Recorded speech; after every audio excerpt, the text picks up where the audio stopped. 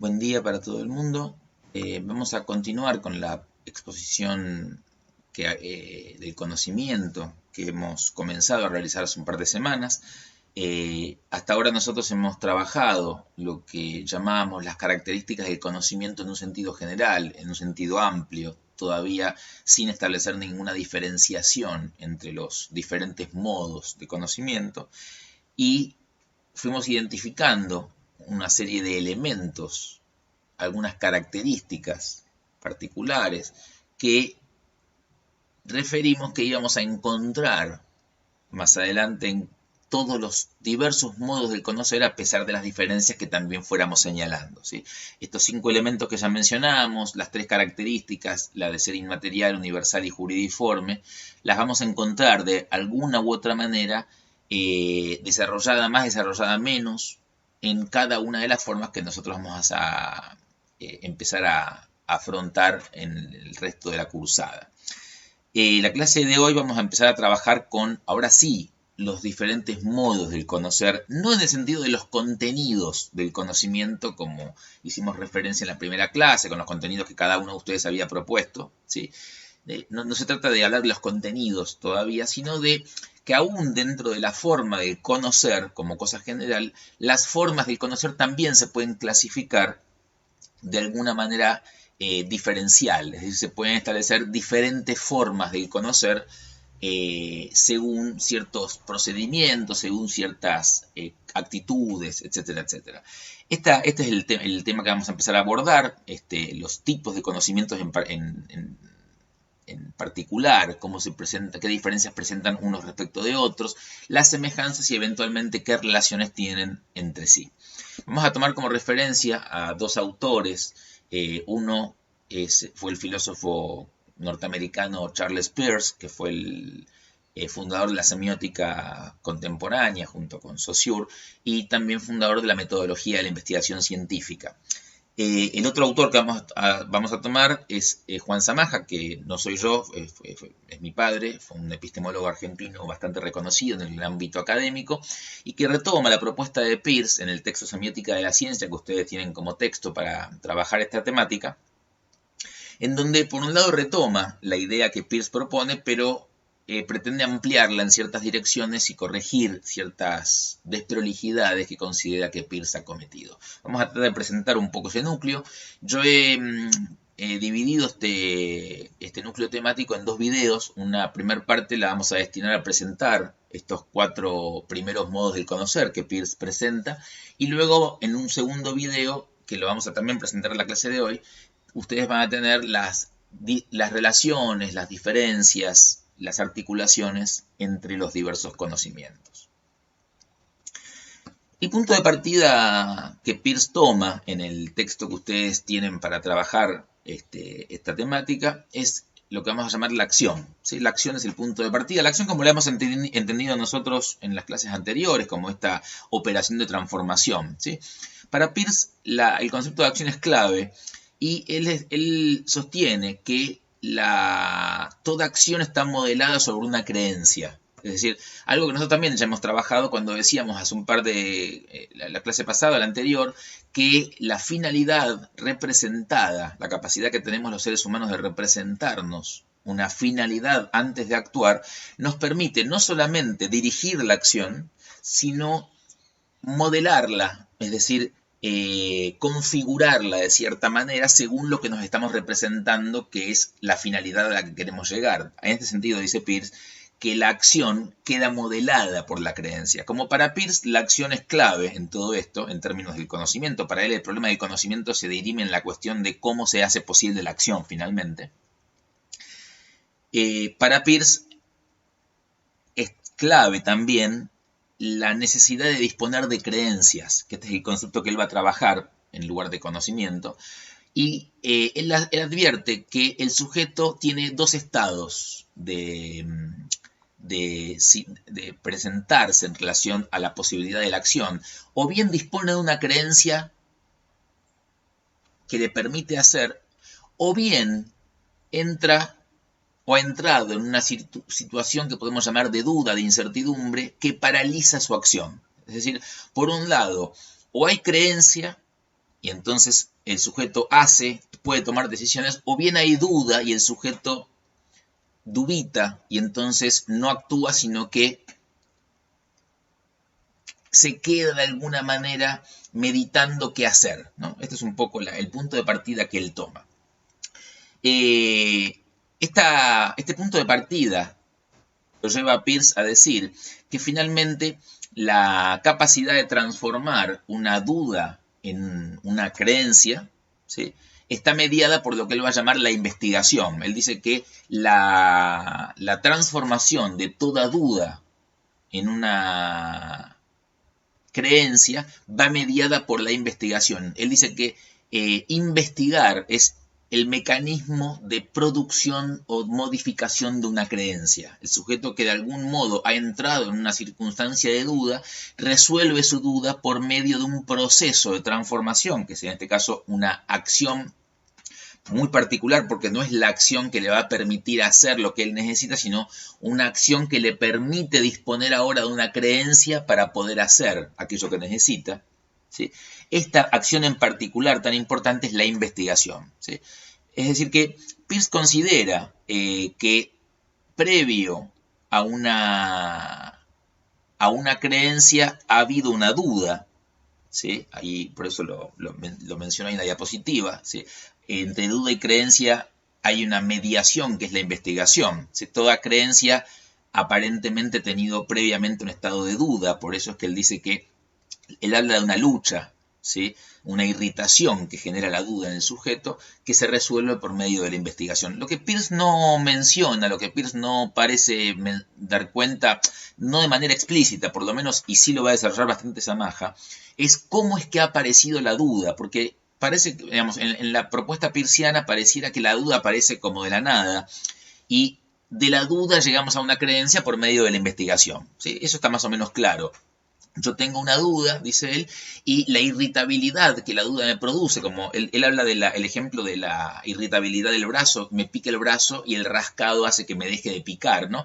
La duda me irrita y la investigación me calma la irritabilidad que la duda me produce. Está perfecto. Ahora, ¿y la duda cómo es que llegó a ser? ¿Cómo se transformó algo en duda? ¿De dónde vino una duda? Si la duda se transforma en creencia, lo más razonable es creer que lo que en algún momento es duda, también antes fue una creencia, ¿sí?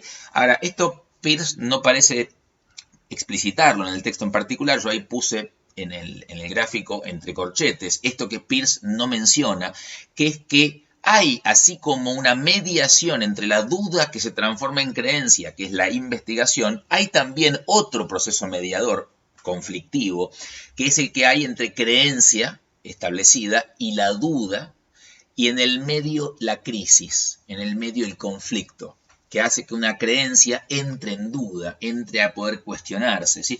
Este proceso es el que Samaja va a aportar y el que Peirce parece no mencionar, al menos explícitamente. No digo que él no lo haya pensado, pero al menos en el artículo que tenemos de referencia, Peirce no lo menciona. Por lo tanto, Peirce solamente habla de duda, creencia e investigación como esta instancia de mediación entre ese estado de no conocimiento o no creencia a un estado de creencia, de no acción a la acción. Si bien él presenta estos términos duda y creencia como dos términos diferentes, ¿sí?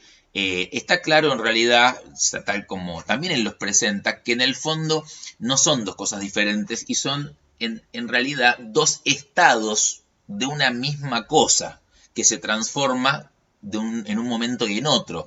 Es decir, en el fondo, la duda es una creencia que ha entrado en proceso de crisis y que luego volverá a ser creencia por medio de la investigación. Yo ahí puse en verde para que ustedes vean lo común, creencia, duda, creencia, simplemente finalmente son representaciones, ¿sí? Es la misma representación en tanto representación, que primero es creencia, que luego se pone en duda y que luego de vuelta es una creencia aceptable.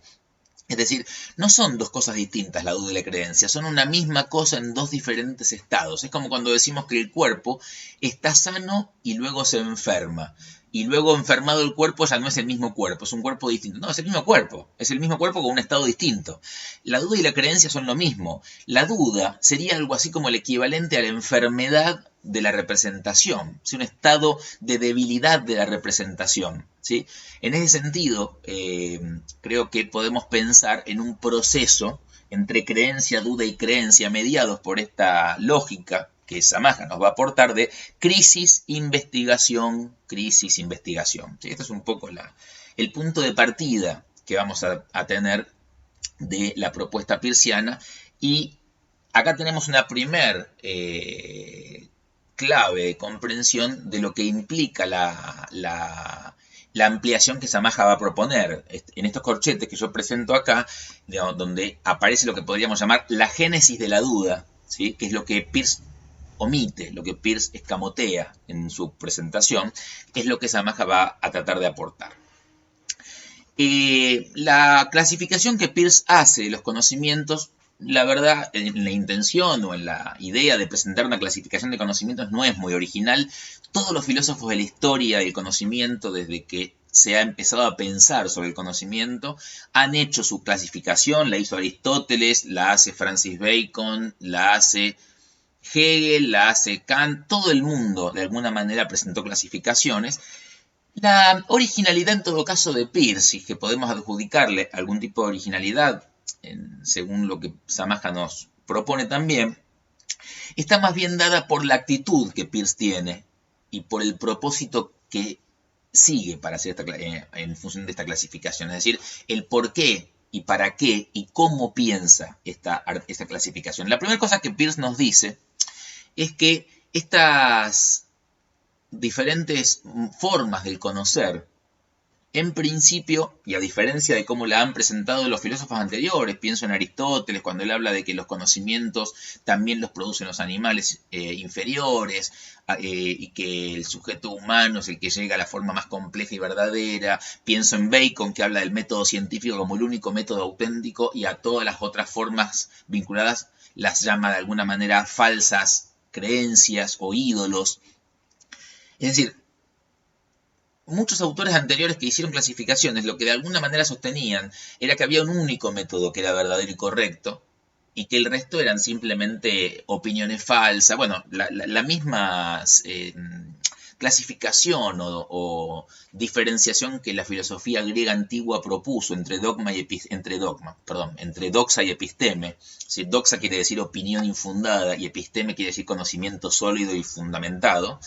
Remite a esto, ¿sí? La idea es que hay un conocimiento que es el verdadero, que es el de la filosofía, y hay otro conocimiento, que son las opiniones, que no es verdadero, que es una apariencia, que es falso, etcétera, etcétera. Bueno, Peirce va a romper con ese concepto, y para Peirce no hay métodos verdaderos versus unos métodos falsos. Para Peirce, todos los métodos son de alguna manera racionales en tanto son funcionales para el contexto en el que están y para los sujetos que los realizan.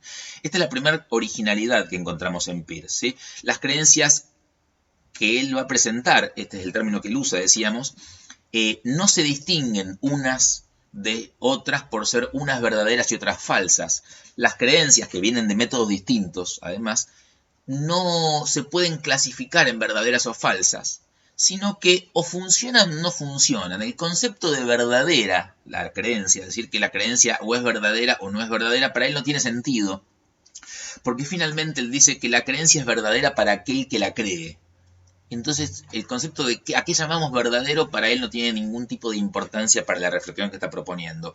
Él lo que va a decir es que no hay un método que sea racional y verdadero respecto de los otros que son falsos e incorrectos e ilusorios, sino que cada método y cada una de las creencias que cada método propone, de algún modo es racional, funcional en su medida, en su contexto, ¿sí?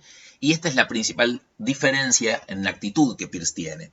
Y la otra característica que también Samaja le va a reconocer y que va a continuar también, es la idea de que cada método lleva implicado un modo de existencia o un sujeto que se constituye por medio de ese método. Nosotros cuando presentamos la materia, si ustedes recuerdan los ejes, dijimos en torno al tercer eje que no podemos pensar a la ciencia sin pensarla como el hacer de un sujeto. Y un sujeto no porque la hace alguien como alguien riega una planta. Digo, no porque hay un individuo detrás del hacer científico, sino porque el hacer científico supone un tipo particular de sujeto, que vamos a llamar el sujeto científico, que será diferente al sujeto familiar cuando no hace ciencia. En este sentido, esa idea que habíamos presentado hunde sus raíces en la propuesta peirciana también, ¿sí? Y esto es lo que Samaja le reconoce, esta idea de que cada modo de conocer implica también un modo del ser, un modo del existir, ¿sí? Lleva el conocer al existir. Esta es la propuesta que Samaja va a retomar. Las correlaciones que Peirce hace entre el conocimiento y los sujetos que se corresponden con cada método, para Samaja no van a ser aceptables. Esta es la parte que Samaja se aleja de la propuesta de Peirce, y Samaja va a pretender hacer una corrección por considerar que esas correlaciones son desprolijas e incorrectas, pero de eso vamos a hablar en el segundo video en particular. Yo lo que voy a hacer ahora es presentar los 4 modos del conocer que Peirce presenta. Voy a presentarlos con las definiciones que nos presenta Samaja, no porque me parezcan en sí mismas más elegibles que las de Peirce. Son muy semejantes las definiciones que vamos a encontrar, pero me parece que son un poco más claras en el texto de Samaja. Si ustedes entienden las definiciones que encuentran en Samaja, cuando las busquen en la propuesta peirciana, las van a entender con más facilidad. Simplemente por eso voy a remitirme a las de Samaja en particular, pero voy a tratar de articular permanentemente con lo que sí encontramos también en la propuesta peirciana. Peirce habla de 4 modos o métodos para fijar creencias, que llama tenacidad, y que Samaja propone como sinónimo también intuición, autoridad o tradición, método de la tradición o principio de autoridad, método de la filosofía, de la reflexión o de la metafísica, y método de la ciencia o de la eficacia. Los puse en ese orden desde abajo hacia arriba, escalonadamente, en sentido de ascenso, porque es la manera en la que los presenta Samaja, ¿sí? Así no tenemos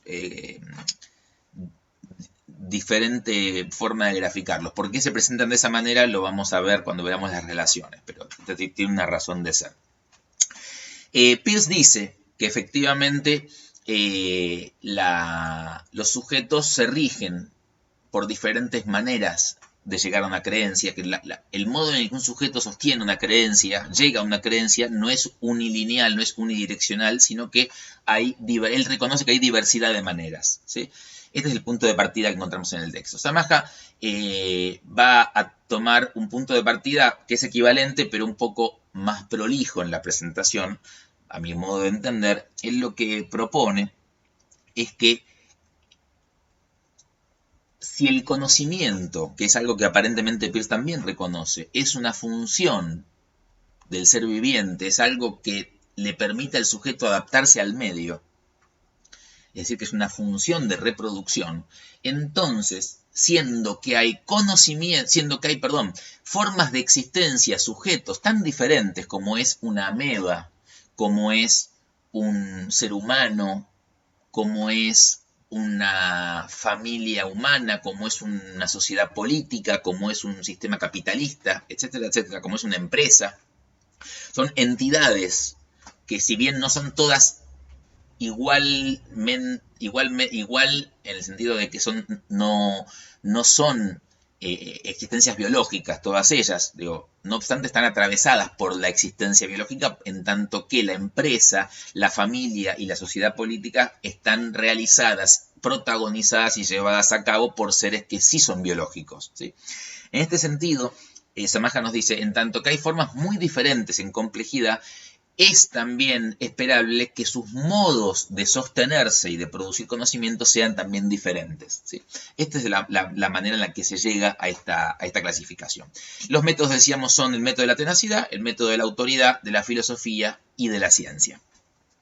Vamos a arrancar por el primero de estos métodos. ¿En qué consiste el método de la intuición o método de la tenacidad?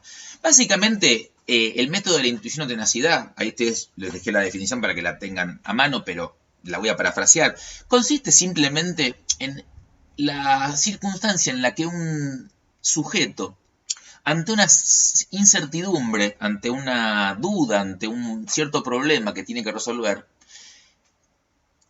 hace aquello que le nace espontáneamente. Es decir, no consulta a nadie, no reflexiona, no experimenta ver qué cosa es más adecuada y cuál resulta mejor, sino que se manda a hacer, hace lo que le resulta intuitivamente aceptable, lo que su corporeidad le indica, lo que su olfato, ¿sí? Por eso Samaja va a hablar acá de la presencia de lo corpóreo, la presencia de las afecciones, ¿sí? El ver una respuesta. Después miraré a ver si la respuesta es aceptable, pero yo llego a la respuesta por olfato, por intuición, por una especie de percepción de alguna manera casi intuitiva, de introspección, ¿sí? La capto de manera inmediata, ¿no? Esta es un poco la corazonada, dice Samaja también, ¿no? Esto de la intuición, la corazonada. Cuando la palabra corazonada quiere decir, ¿no? Me lo dice el corazón, me lo dice el sentimiento. Acá lo importante son las sensaciones, ¿sí? Yo siento que es esto lo que hay que hacer, yo siento que es por acá. Uno puede ver como ejemplo, cuando uno está cocinando, por ejemplo, y quiere sazonar una comida, uno puede sazonar según, por ejemplo, lo que ha aprendido porque su mamá le dijo, o su abuela o su papá le dijo que esto llevaba tal condimento, o uno puede mandarse a ver y ponerle a ver hasta dónde me gusta a mí, ¿no? Y, bueno, a mí me gusta así, le voy poniendo hasta donde me guste, ¿no? O yo tengo la intuición de que esto le va a quedar bien, ¿no? Y lo voy poniendo porque me parece que esto puede andar. Eso es el predominio de la sensación, de los olfatos, del paladar, está vinculado con el método de la intuición o método de la tenacidad. ¿Por qué tenacidad? Porque está claro por qué es intuición. El método intuitivo tiene que ver con esto. ¿Por qué la palabra tenacidad? La palabra tenacidad hace referencia a obstinación, hace referencia a conducta reiterativa, ¿no? Recurrencia, resistente al cambio, ¿no? Esta obcecación. Bueno, en principio porque el método de la intuición o tenacidad es un método en donde el sujeto no hace lo que resulta. El sujeto hace lo que siente. No importa si resulta o no. El hecho de que resulte efectiva la acción que yo realizo es en principio secundario. Parecería que no, pero es secundario. El ejemplo que siempre suelo dar, que es bien ilustrativo, es la mosca, que se da contra el vidrio de una ventana una y otra y otra y otra, cuando al lado hay una endija abierta. Y uno mira a la mosca y se pregunta, ¿no se da cuenta que no puede pasar? Respuesta, no, no se da cuenta, porque actúa tenazmente la creencia de que lo que no se ve no existe. ¿Sí? Para ella es más adaptativa esa creencia que la de incorporar el concepto de vidrio que ha producido el ser humano hace muy poquito tiempo en el fondo y que a ella no le resulta de ningún modo útil para su existencia biológica. De manera tal que el hecho de actuar de manera obcecada una creencia es lo propio de este método. Por eso es que este método, dice Peirce y Samaja también, va asociado a la forma de la vida en general. La vida insiste, la vida es insistencia, ¿no? Una conducta insistente, es como el agua, ¿no? El agua que insiste y que avanza y que nada la puede parar de alguna manera, ¿no? Digo, en su modo de insistir y de avanzar frente a todo y a lo que venga, ¿sí? Yo hago siempre esto y que el resto explote, sería como la metáfora. Digo, la vida se va haciendo lugar en el mundo.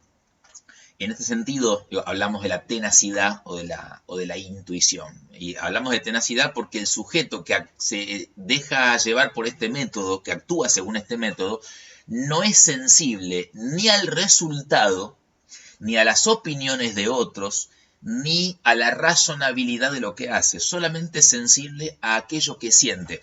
Un ejemplo que yo suelo dar para salir de la mosca y llevarlo al campo de lo humano también, son las sensaciones, los estados de ánimo que nosotros tenemos, en donde una sensación para nosotros, a diferencia de un conocimiento, ¿se acuerdan que yo en su momento dijimos que el conocimiento no es una experiencia de cualquier tipo, sino que es una experiencia muy particular, la experiencia cognoscitiva, diferente, por ejemplo, de la vivencia. Una vivencia, un estado de ánimo, una sensación,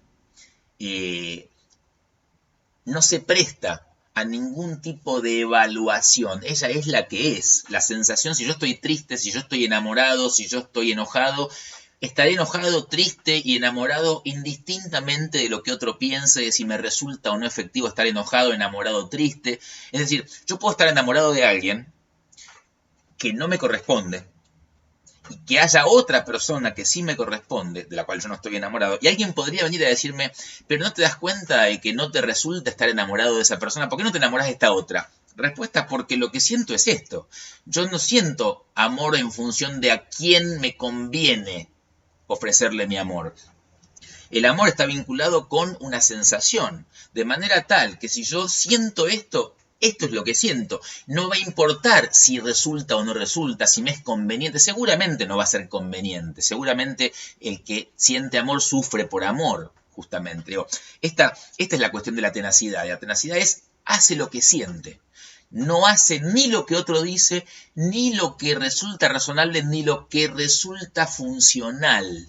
En el sentido de, yo hago esto porque esto es lo que me resulta. Muchos de ustedes, cuando hablaron de los conocimientos, a la hora de responder por qué hacían como hacían, si hacían siempre igual, respondieron, por ejemplo, que hacían siempre igual porque les resultaba, porque les daban buen resultado. Bueno, acá en la tenacidad no hay el concepto de resultado en un sentido muy claro, porque pareciera que el resultado, el único resultado importante para la tenacidad, es poder hacer siempre lo mismo.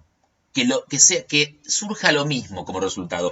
No que el resultado sea una cosa objetiva exterior a mi creencia. El resultado acá no está puesto en que el budín me salga de esta manera. Acá lo importante es que el resultado sea el mismo, que yo haga siempre igual. Hacer siempre igual es lo que me tranquiliza, lo que a mí me parece importante. ¿Se acuerdan que cuando la clase pasada yo les hice mención de esto y trabajaron con los fragmentos que les preparamos con los profesores?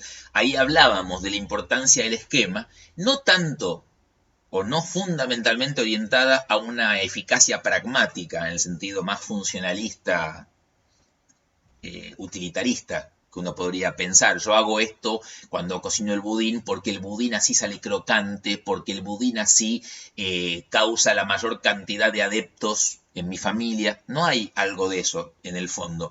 Cuando yo les decía a los profesores, cuando hablábamos de estas cuestiones de, bueno, qué es un poco lo que me parecía importante que ustedes vieran, era que aunque muchos de ustedes dicen estas cuestiones, hacen referencia a que hacen siempre igual por este motivo, yo hace muchos años que doy estos ejemplos del conocimiento y que trabajo con esta lógica de que pedirles que presenten conocimientos.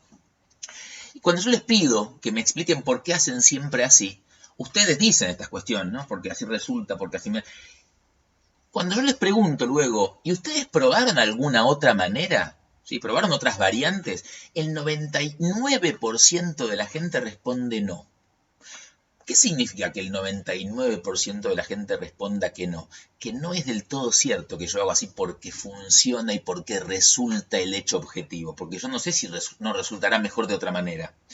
Lo que sí ocurre es que yo hago así porque así me da tranquilidad, porque así yo me siento confiado, así yo me siento seguro. Entonces lo que hay es una seguridad, una no angustia. Por eso el ejemplo de la Oca, Martina de Lorenz, el ejemplo del Principito, lo rutinario, la importancia de la rutina. Acá lo podemos volver a ver cuando decimos que la tenacidad, el único resultado que a la tenacidad le importa es la no angustia, la no incertidumbre, el poder repetir la creencia. Ese es el resultado. El efecto utilitarista de la creencia a la tenacidad le tiene un poco sin cuidado, ¿sí? Y si resulta bien y si no también. Es decir, el sujeto tenaz va a hacer aquello que hace indistintamente de lo que resulte, ¿sí? El método que le sigue al método de la tenacidad o método de la intuición, que es un método en principio individualista, según lo presenta Samaja y también Peirce, es un método que en principio, al estar vinculado con la sensación y con la afección y con la corporeidad, es una experiencia y es un tipo de creencia intransferible a otro, porque lo que yo siento no lo siente otro. Podemos volver al ejemplo del amor, ¿no? Porque yo siento amor, al otro no le genero empáticamente amor. El otro va a sentir amor por razones un poco misteriosas. Digo, no hay algo de yo siento amor y te contagio amor como tengo un virus y te contagio un virus. La sensación es incomunicable, como el conocimiento en términos del significado, habíamos dicho que era incomunicable por ser inmaterial también. La sensación también son inmateriales en el sentido de que solamente la sentimos nosotros y no pueden salir de nosotros. En este sentido, tanto Peirce como Samaja reconocen que este método tiene la característica notable de que solamente tiene su lugar de funcionamiento en la interioridad del sujeto. No hay manera de que dos sujetos puedan articularse, puedan realizar una conducta coordinada por medio del método de la tenacidad, porque lo que siente uno no lo siente el otro. Y decíamos que el sujeto solamente es sensible a lo que siente, a ninguna otra cosa, ¿sí? El método siguiente es el método que sí tiene en cuenta la existencia colectiva, comunitaria, la existencia socializadora, de la cual hemos hablado bastante cuando hablábamos de la tercera característica de lo juridiforme, y que es el método que Peirce llama autoridad y que Samaja también usa como sinónimo método de la tradición. Este método, a diferencia del anterior, en donde el sujeto hace aquello que le nace hacer, que su corporeidad le indica que hay que hacer, este otro, en cambio, hace lo que otro sujeto le dice. Es decir, este sujeto, por algún motivo, ha decidido poner en segundo lugar su sensación inmediata, primaria, para asumir una creencia secundaria respecto de que hay otro que sabe más que yo y que va a ser más importante que yo haga aquello que él dice y no lo que yo siento que hay que hacer en un primer momento. Es decir, hay un método vinculado con yo hago lo que otro dice, yo hago lo que el otro me manda, yo hago lo que el otro me recomienda, ¿sí? Esta idea de yo hago porque así me dice el otro, ¿no? Que es un poco lo que encontramos en este método. Este método básicamente va a implicar una serie de características que hay que especificar para no confundirlo, al término autoridad sobre todo, con un término que muchas veces nosotros lo equiparamos erróneamente, que es el de autoritarismo. La autoridad no es autoritarismo. El autoritarismo es simplemente una imposición física de uno respecto de otro, ¿sí? Por supuesto que todo vínculo de autoridad, toda relación que se construye en torno a este método va a presentar la característica eminente de ser una relación jerárquica, ¿sí? Implica una jerarquía. Una jerarquía supone que hay uno que impone su creencia y otro que la sigue y otro que la acepta, ¿sí? En eso se da la jerarquía. La jerarquía de hay uno que hace a otro creer algo, ¿sí? Ahora bien, las jerarquías no son solamente humanas, las encontramos en las formas de vida animal más o menos complejas. En los mamíferos, por ejemplo, encontramos líderes, machos alfa, etcétera, etcétera. Y la existencia en grupo tampoco es propia del ser humano. Encontramos existencia en grupo en los insectos, en las aves y sobre todo en los mamíferos, donde encontramos una forma de vida social bastante más parecida a la nuestra. Pero el concepto de autoridad, que va a ir asociado tanto en Samaja como en Peirce, se va a aplicar exclusivamente al mundo humano. ¿Y esto por qué? Bueno, en principio porque el mundo animal, vamos a tomar al ejemplo más complejo, que es el de las formas animales mamíferas, se rige únicamente por el autoritarismo, es decir, la capacidad que tiene el líder de imponerse a otros por la agresión física que puede ejercer sobre otros. Es decir, por el miedo que le puede hacer nacer a otro, ¿sí? Yo me impongo porque el otro me teme. Eso es autoritarismo, ¿sí? Ahora, ¿qué es lo que en principio encontramos como diferencia en la autoridad? En el caso del autoritarismo, en el caso de la forma animal, acá la jerarquía se da porque hay uno que se impone agresivamente y el otro se queda en el molde, ¿sí? Pasivo. En este sentido, el sujeto más importante en el vínculo del autoritarismo es el que se impone, el agresivo, ¿sí? Que se impone al otro por mayor capacidad de ejercer violencia. En el campo de la autoridad humana, la autoridad humana tiene otra característica y es que acá, en el vínculo, por muy jerárquico que sea, el papel del subordinado es clave, porque el subordinado tiene que reconocer a alguien como autoridad.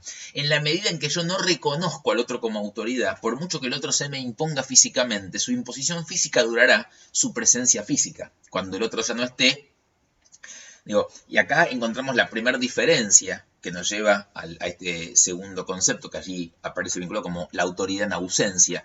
En el campo de la existencia animal, la autoridad o la jerarquía, la asimetría que implica la agresividad, se ejerce únicamente en presencia, es decir, los otros respetan, el resto de los integrantes de la manada respetan al líder. ¿Respetan qué cosa del líder? Cuando uno mira de afuera una manada, lo que va tratando de ser lo menos antropomórfico que uno pueda, menos con la menor intención de encontrar rasgos humanos, quiero decir en esto, lo que va a encontrar es, hay una asimetría, efectivamente hay alguien que podemos llamar el líder. ¿En qué consiste su liderazgo? Simplemente en decir que ese que está ahí hace diferente a otros porque hace primero que otros y los otros de alguna manera no le estorban para ser primero. ¿Sí? ¿Qué hace primero? Elige la hembra con la cual copular, come primero, elige el lugar donde dormir. ¿Sí? Y cuando alguno pretende también hacer al mismo tiempo que él lo apalea, le grita, etcétera, etcétera. En eso consiste la asimetría, en eso consiste el liderazgo, que hace primero que otros y otros no lo estorban en eso. ¿Y por qué no lo estorban? Porque le temen. Ahora, si yo saco a ese líder de ese lugar, ¿sí? ¿Qué va a ocurrir con ese lugar que había elegido para dormir? ¿Qué va a pasar con la hembra que había seleccionado para copular? ¿Qué va a pasar con el primer bocado de comida en los momentos siguientes? Respuesta, no va a ocurrir nada. Es decir, si yo pienso desde un punto de vista imaginario, por ejemplo, que tengo un grupo de primates, por pensar en los mamíferos más cercanos al ser humano, ¿sí? Un grupo de primates, simios, etcétera, en un escenario más o menos cerrado para poder observarlo, y veo cómo se desenvuelven las relaciones, voy a darme cuenta de que más tarde o más temprano va a haber alguno de estos individuos que se va a constituir como macho alfa. Y este macho alfa va a tener como característica una capacidad de manifestarse agresivamente frente a otros y estas diferencias en el enlace que acabo de mencionar. Pero vamos a suponer que ahora lo saco a este líder y que quiero ver cómo se comporta el grupo.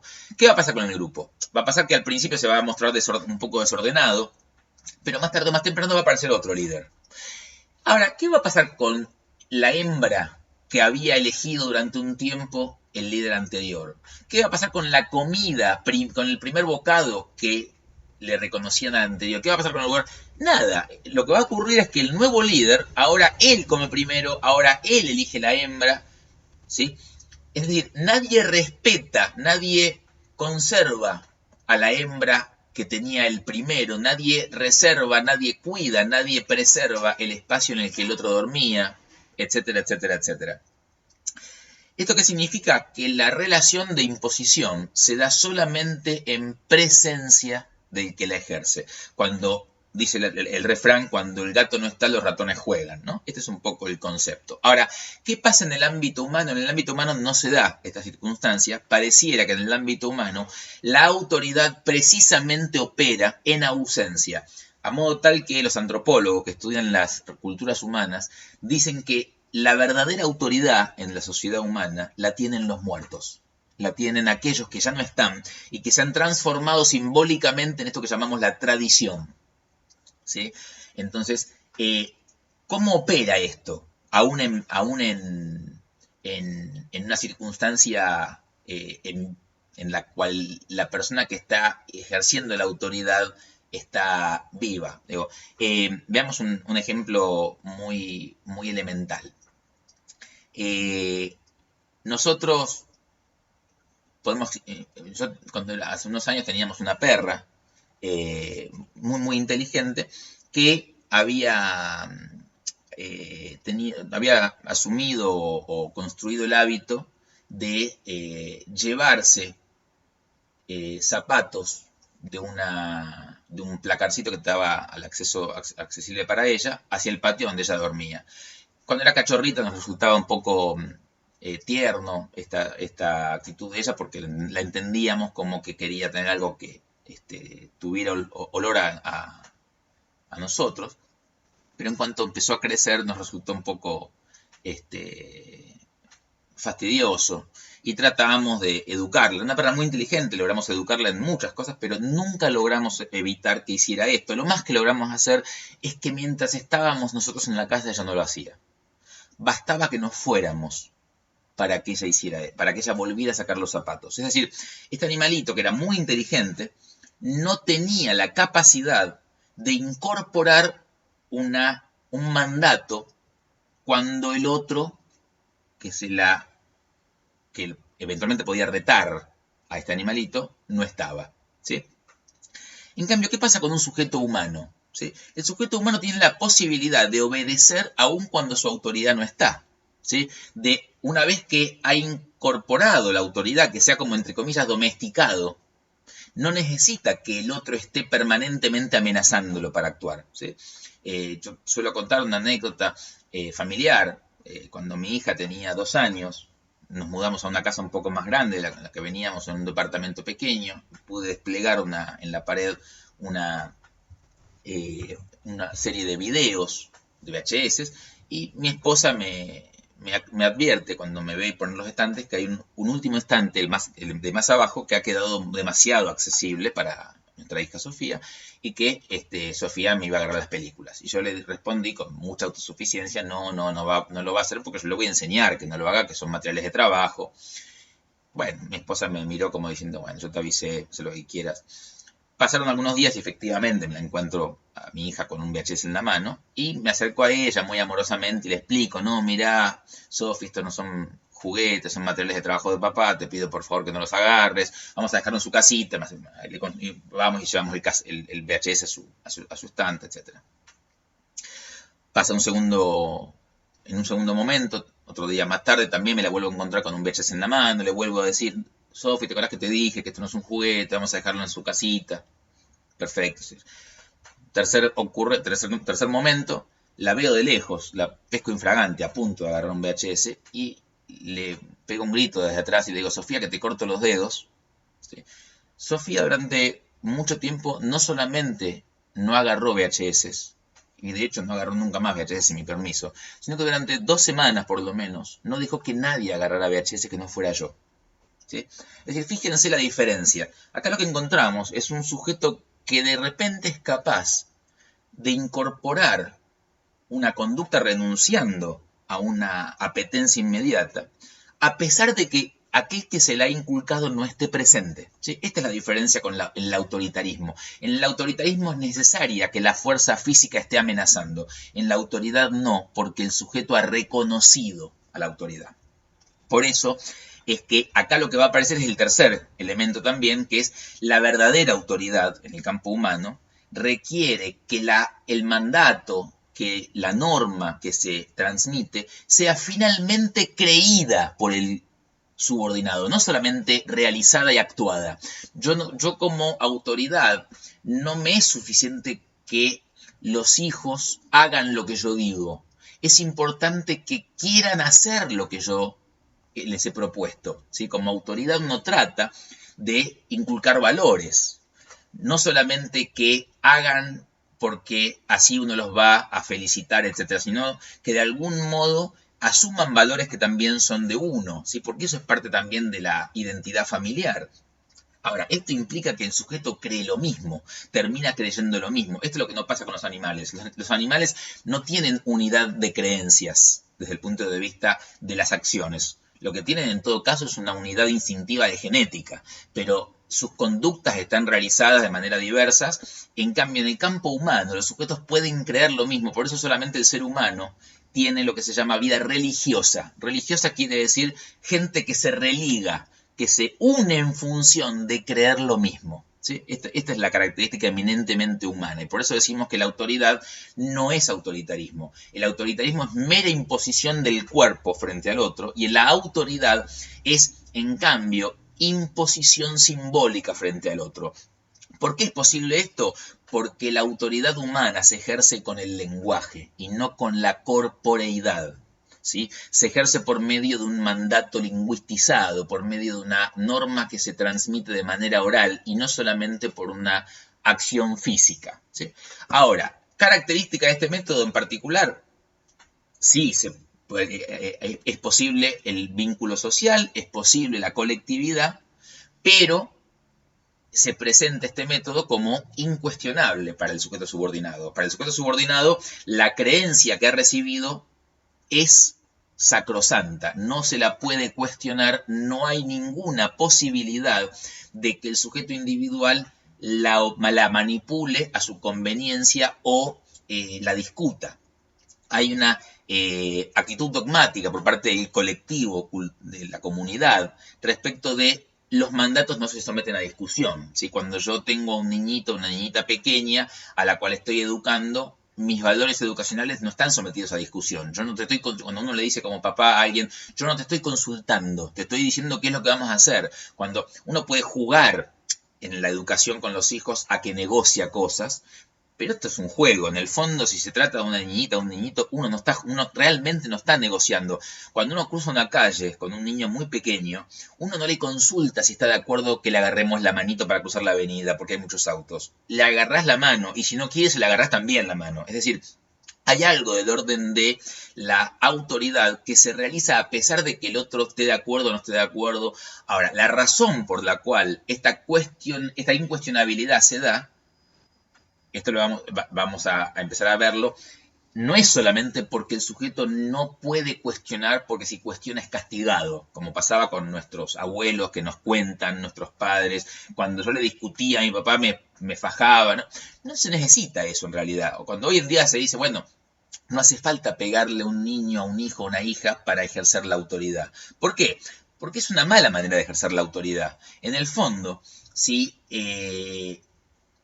vos querés que el otro acepte tus valores, lo que tenés que lograr es que crea lo mismo, ¿sí? Y en ese sentido, lo incuestionable no se juega solo en el hecho de que no le estamos dejando lugar al otro para que lo haga, porque lo estamos obligando de alguna manera, sino porque hay un mecanismo que opera en el método de la autoridad muy particular, por medio del cual, una vez que el sujeto incorporó la autoridad, que reconoce la autoridad del otro, la creencia del otro se le transforma en creencia propia. Esto lo vamos a ver con la clase, el video que viene, cuando empecemos a ver lo que tienen en común los métodos. ¿Sí? Hay algo de la actitud de la autoridad en donde el sujeto es capaz de asumir la creencia del otro como si fuese propia, es decir, como apropiársela, como si yo no pudiese distinguir entre mi creencia y la creencia que el otro me ha brindado y la asumo como si fuese propia. Como la asumo como si fuese propia, es difícil que yo la cuestione si la asumo como creencia propia. Esta es también una de las condiciones o de las circunstancias por las cuales el método de la autoridad se presenta como incuestionable. ¿Sí? Bien, este es el método de la autoridad. Estamos sobre la hora, voy a hacer un corte acá y voy a presentar los otros dos métodos en el video siguiente y voy a completar la clase con las relaciones. Vamos a parar este video.